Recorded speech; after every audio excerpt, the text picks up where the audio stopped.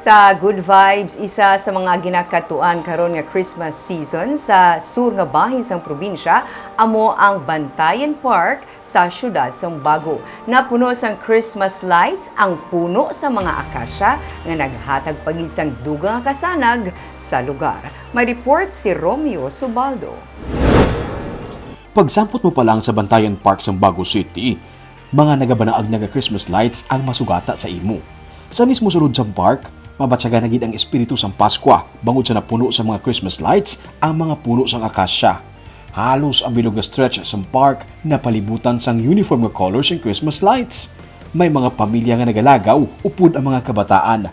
May mga magbarkada nga nagapiknik sa idalom sang puno. May mga nagapa-picture bisan diin.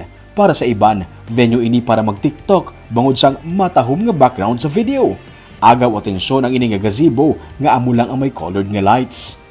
Ang ini naman nga spot gram-worthy kung pang Instagram, napuno sa mga bumbilya para mas matahom lang tawon ang photoshoot. May pahanumdum lang nga tagduha lang ka mga tao ang pwede makadungan pa picture para may physical distancing. Pangud sa padamo na sa nagapadulong diri, buhi naman ang magagbay nga negosyo. Parehos na lamang sang sininga seryon nga mag-utod. Nalipay si Nel kay subong makabalik na siya sa paglibod sa mga hampanganan para sa kabataan. Sa hindi pa makagwa ang kabataan, wala man siya sang negosyo. Nagabulig siya sa iya nga iloy nga nagabulante sa mga bayo sa Bacolod. Okay naman, sir. Nakabawi na kamo sa Nakabawi naman kag tangkao naman kami sa dadla kay tungod nga nakablig-bligya naman kami. sang wala ka mo, sa hindi pa makagawa mga kabataan, wala man baligyan ay. Wala gyud baligyan ay kay naman bulante, way naman pista. Oo. Di kung ano na lang makita mo ti amo na lang na eh. Sa pista ka magalia ga libot, sa may Mga pista gid.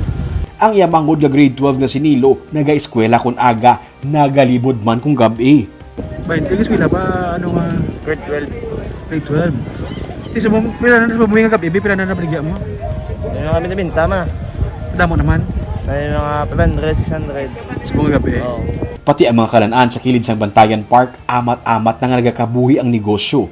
Kalabanan sa mga nagalibot, kung hindi pamilya, mag-abyan, bisan diin makita ang pahanumdum sang lokal nga panguluhan sang Bago nga hindi malipat sang physical distancing kay bisan nagadutay ang kaso sang COVID-19, pwede sa gihapon malatnan kung wala nagahalong.